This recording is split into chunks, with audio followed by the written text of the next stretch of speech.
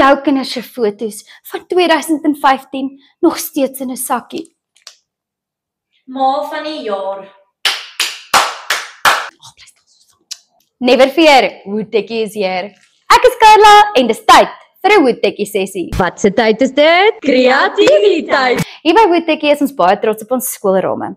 Eerstens sny ons raam se agterkant en ook sy voorkant uit Okumi hout. Ons hou baie van Okumi vir gravering. Die gravering lyk vir ons ekstra netjies op Okumi. Ons laser die grade van graad RR tot matriek en ook jou kind se naam en as jy graag wil, 'n prentjie op.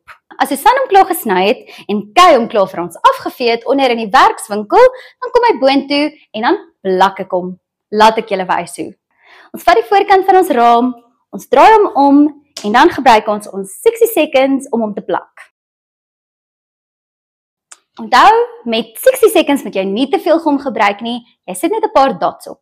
Dan draai ons hom om en ons plak hom mooi op die agterkant. Bietjie tyd. Nou sit ons hakkies agterin en dan is hy klaar. Nog een van ons gunstelinge by Woodtekkie is Ivy Grip Tape. Jy kan enigiets plak met hierdie tape, selfs Susan se mond. Jy sal sien, dis 'n lekker gel tape wat deurskynend is en hy plak verskriklik lekker. So, ons vat ons foto.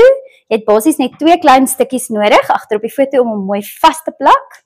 So, ons plak die eerste stukkie bo. Tweede stukkie onder. Susan, wat dink jy?